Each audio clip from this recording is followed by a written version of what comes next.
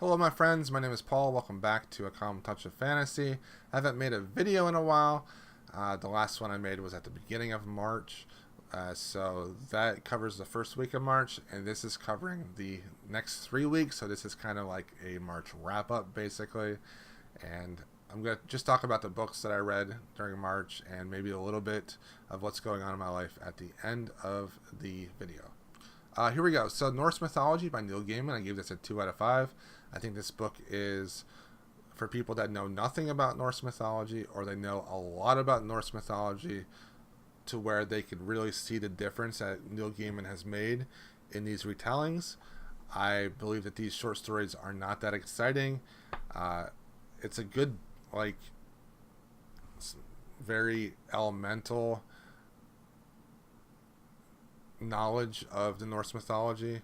I think if you want more of the context of Norse mythology, if you want more of the meaning so that you can connect it with books that you read, I think there are more academic books out there that you could probably read and get more out of. I give this a 2 out of 5. I almost DNF'd it. It wasn't that exciting, and I think that you could probably find a better book about Norse mythology. The next book I read was Career of Evil by Robert Galbraith. This is the third Cormoran Strike book. I like this book, but I did not like it as much as the other two books. The working relationship between Robin and Strike is amazing. We get a lot of detail about Robin's past and Strike's past in this book, and I really enjoyed that aspect of this book. That was the highlight of the book. However, the mystery aspect was more of a serial killer plot line and a not more of a setup detective crime scene with clues type thing. And we, as a reader, know that one of 3 people are the serial killer at the very beginning, and I did not like that about this book. When I read mysteries, I like to think outrageous thoughts about the characters. Oh, it could be this person. They're dressed like a man, and like crazy things like that. But knowing that one of these 3 people is the killer took a lot of the tension out of it. I did not like the point of view of the serial killer. I don't like books like that for the most part. I think they're weird. But, like I said, the relationship between the 2 main characters was great. The mystery was not. I hope the next book goes back to the more traditional mystery. But a lot of people might like the serial killer vibe. Blood of Dragons, the last book in the Rainwild Chronicles. I finished Rainwild Chronicles, woo! But I'm actually more excited about reading the next series, the Fits in the Fool series, than I was about finishing this series. I thought this series was good, but it's probably the weakest of Robin Hobb's books. I gave the majority of these books a 3. The second book I did give a 4. The way that it was written was way different than her other books. Her other books were much slower paced, and you'd get these really epic scenes where 2 characters would be talking to each other and discussing events, and it would last like 20 pages, and I really like those slow moving scenes. In these books, the characters switch a lot, the point of view switches, and I don't really care for that all that much in her books. I think that the characters were good, but some of them were underutilized. I thought Thamira was the best character, but she was very underutilized, and I did not care for her love triangle thing, and her relationship with Rapskull was just not that great. I thought Rapskull got annoying towards the end of the book. The whole Chalced Selden thing and the climatic ending of this book I did not care for. I thought it was very tacked on and wasn't really fleshed out that much. I felt like it was just a action scene to put an action scene at the end of a series. The information we get about Elderlings and about dragons was fantastic. I'm very happy to have read this. I think that reading this and finding out the answers to all my questions about Elderlings was the main reason why I liked it. But at the same time, that mystery is really what made me enjoy all of her books. So I'm hoping the next series has more of those mysteries that I need to figure out. I liked it, but I wasn't enamored by it.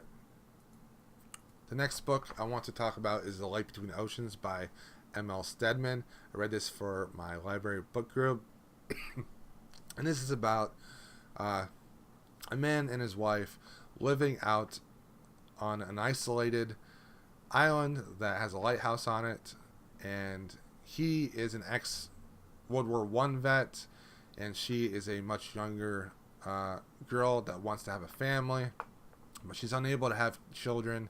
She miscarries quite often. She believes that God answers her prayers when a baby is washed up on the shore of where the lighthouse island is. The father in the boat is dead, but the baby is alive. They raise the child as their own because they believe that the father and mother are both dead. They then find out years later that the mother is alive, but their child has bring them and everyone around them so much joy, and they don't know what to do. Like, should they give the child back? Should they keep it?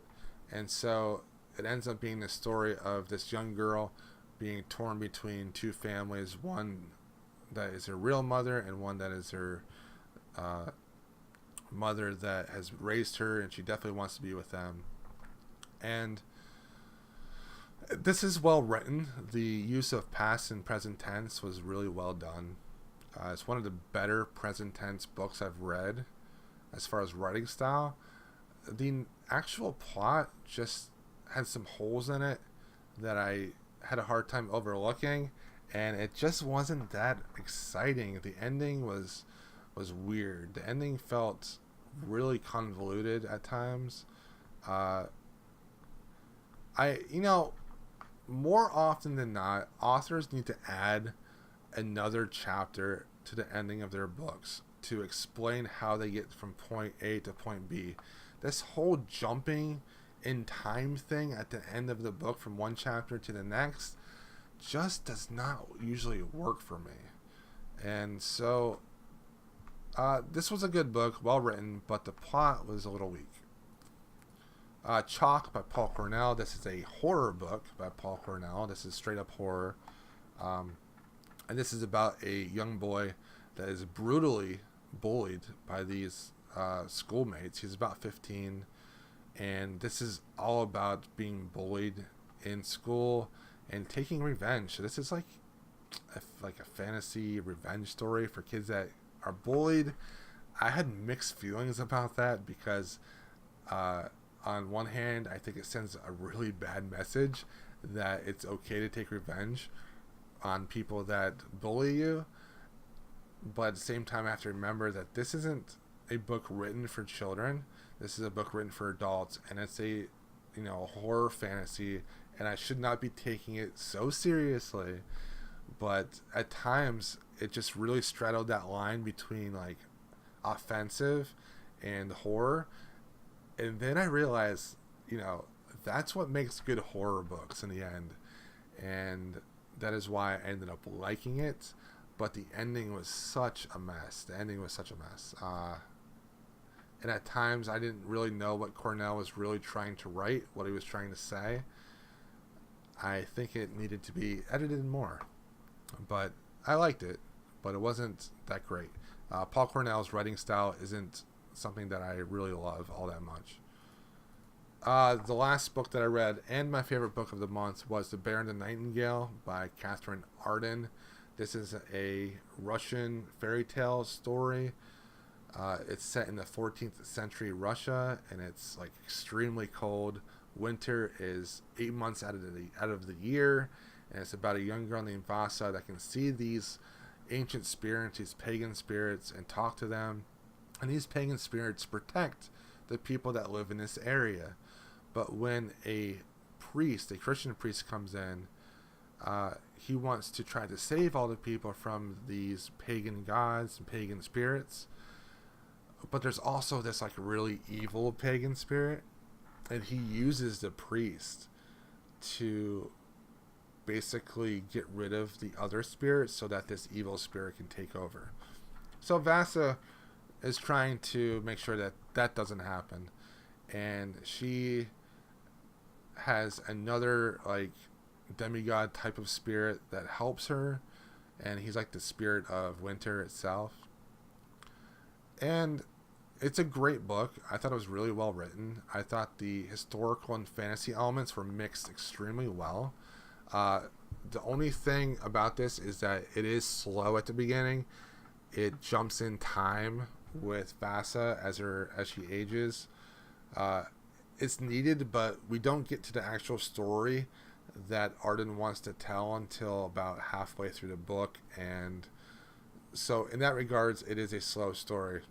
However, the ending is fantastic. It's one of the best endings of a book I've read in a long time, and for a debut novel, the ending just, she did it. She hit it. Like, it was great. Great job, Catherine Arden, for finishing a story strong on your first novel. If you want to learn more about this book before you read it, I would definitely suggest researching Russian ovens and just researching peasant life in 14th century Russia. You'll get a much more overall look and understanding of this story. It was really good. I give it a 4 out of 5. And that's about it for me. I am now starting The Collapsing Empire by John Scalzi. I am a little bit into Forest of Memory by Mary Robinette Kowal. I want to read more short stories and novellas during this month coming up. I also have a couple more library books. My book group book this month is The Maltese Falcon by Dashiell Hammett. And I also have The Thief by Megan William Turner. And I want to read some of that YA goodness. So I'm looking forward to reading all of those and just having a great April. I might make it just another April wrap up at the end of April.